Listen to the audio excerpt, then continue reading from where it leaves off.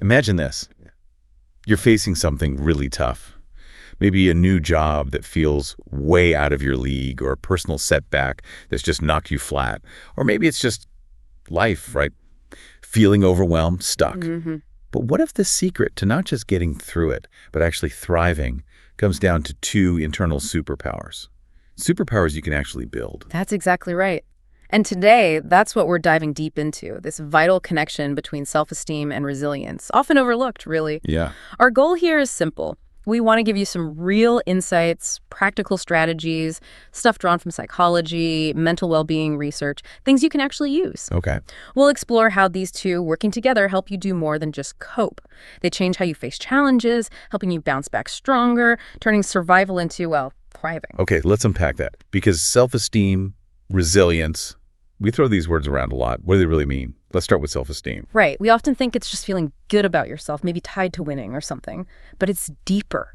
Self-esteem is your overall sort of fundamental evaluation of your own worth. Your abilities, accomplishments, yeah, but also just your value. Regardless of what's happening outside. Exactly. And it's not just one thing. Think of it like threads in a fabric. There's self-confidence that's believing you can do a specific thing, like, can I handle this presentation? Okay. Then self-respect, which is more about honoring yourself, appreciating your own being. And self-acceptance, super important, acknowledging your strengths and your weaknesses without beating yourself up. It's a big one. It is. And finally, self-efficacy. That's your belief about whether you can actually achieve goals, overcome obstacles. It's not just wishful thinking, it's what helps you persist. So it's this whole package deal. Not just, I'm great, but I'm okay, I'm capable, I accept myself. How does that look in someone with, say, high self-esteem? Well, generally, someone with high self-esteem has a positive self-image, feels capable, worthy. There's an internal sense of security. Now, flip that. Someone's struggling with low self-esteem. They're often caught in self-doubt, that constant negative voice in their head, lacking confidence. It's exhausting. I can imagine. Okay, that clarifies self-esteem. Now, resilience. The bounce back idea. Is it just getting back to normal after something tough? Not quite. Bouncing back is part of it, but resilience is more dynamic. It's about working through the tough stuff, adapting, and often, emerging stronger. Stronger. How so? Well, here's the fascinating part.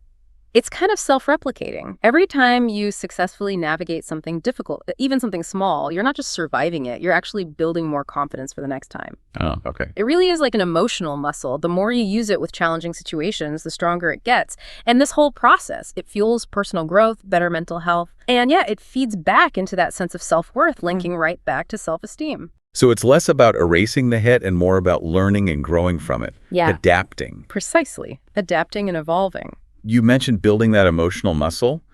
What's actually going on there? Is it changing our brains, our thoughts? It's really both. Each time you cope successfully, you're reinforcing certain neural pathways, the ones for problem solving, for managing stress. You literally get better at it physiologically. Wow. And mentally, it shifts your thinking. You learn, maybe subconsciously at first, hey, I can handle hard things, or this setback isn't the end of the world.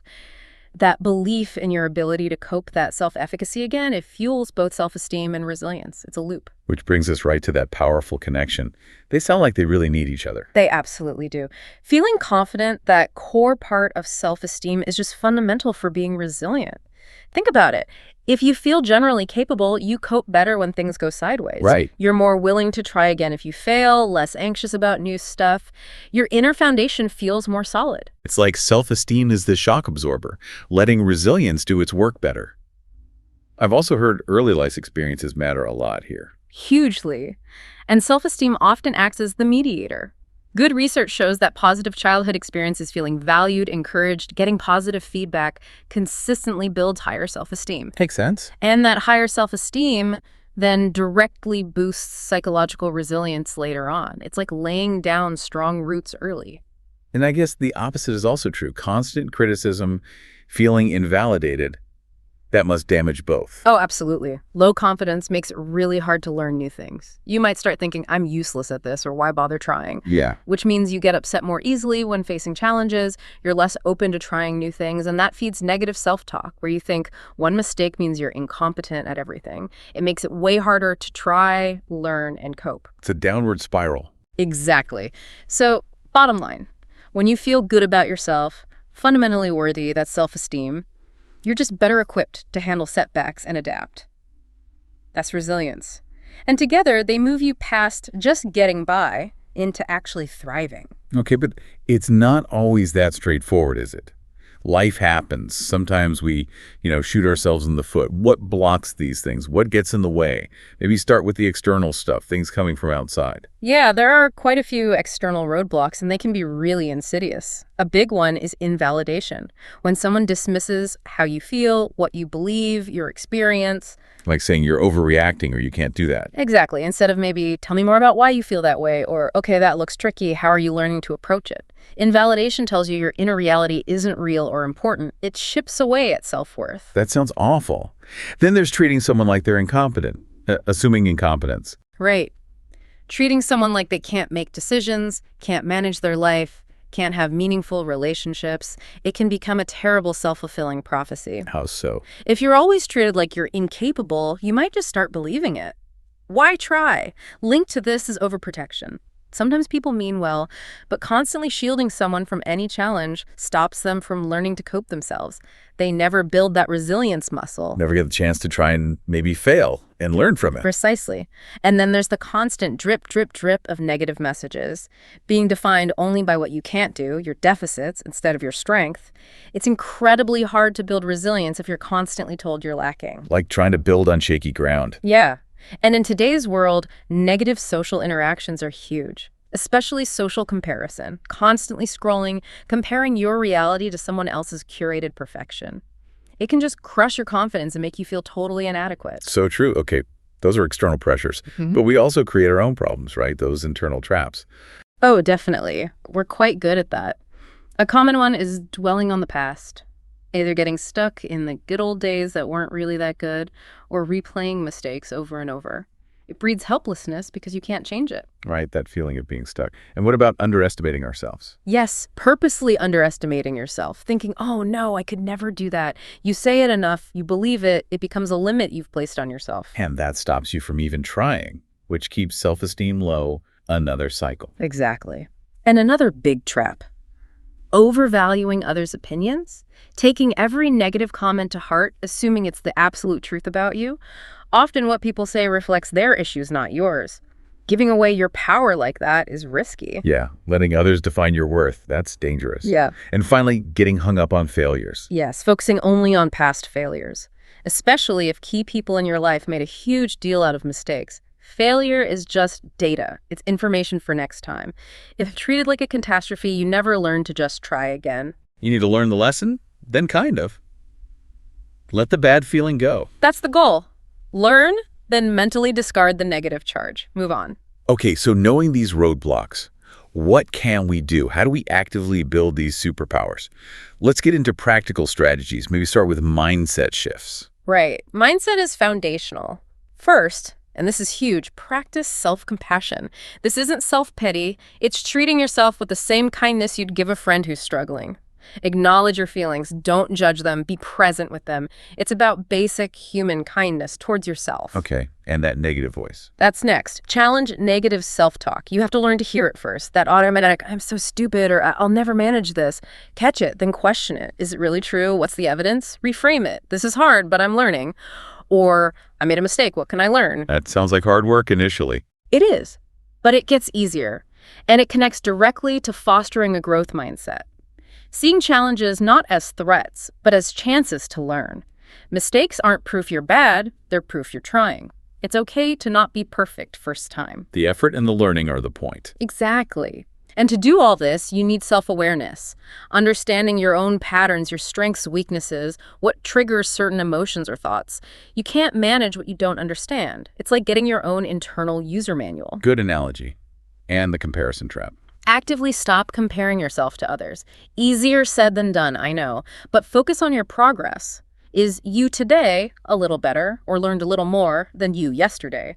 That's the only comparison that helps. Forget the highlight reels. And related to that, dealing with past mistakes. Yes, acknowledge and learn from them. Figure out the lesson. What would you do differently? Okay, got it. Now, consciously try to let go of the shame or frustration. Don't let it define what you try next. Okay, mindset covered. What about taking action? Things we can actually do. Definitely. A really powerful one is become good at something. Anything, really. Engage in activities where you can learn, see progress, develop skills. Like what? Cooking, a musical instrument, coding, gardening, fixing things. Anything where you can see yourself improving. It provides concrete proof to yourself that you can learn and achieve. It directly builds that self-efficacy and self-esteem. That makes a lot of sense. Seeing is believing. For yourself, what else? Asking for help. We often see this as weakness, but it's a massive strength. It's a vital life skill. Build your support network. Practice saying things like, I'm stuck here, or can you show me how? And sometimes specific tools can help with that, right? Especially if asking feels hard. Absolutely. For example, some approaches use visual aids or structured scripts. Think about something like the power card strategy, often used effectively with individuals who benefit from visual structure. Yeah. It might use a favorite character, say a superhero, on a card. And the card gives simple, concrete steps. Even Superman needs help sometimes. When you need help. 1, raise your hand. 2, say, I don't know what to do. 3, say, show me what to do. It breaks down a complex social-emotional skill into manageable steps. That's brilliant. It makes it less abstract, more doable. Exactly. And that principle applies broadly. Breaking down scary tasks helps everyone.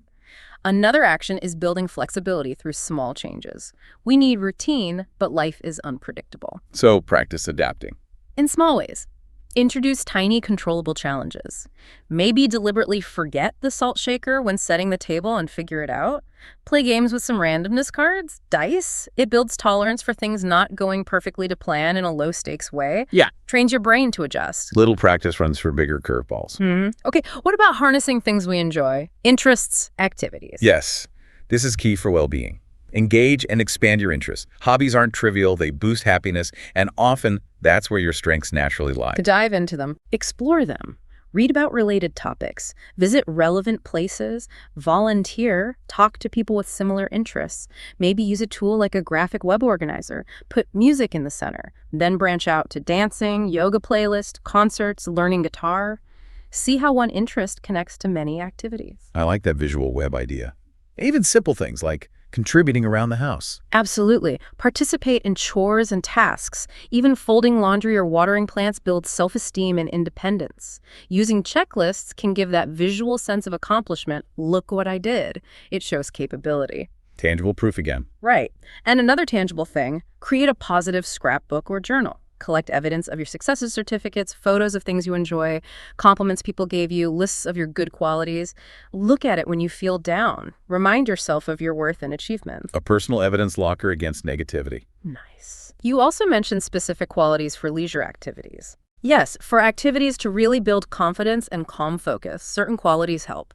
They should be understandable, clear rules, reactive, give sensory feedback, comfortable, challenge level, not overwhelming, active, involve movement, and ideally visual spatial, like puzzles, building things.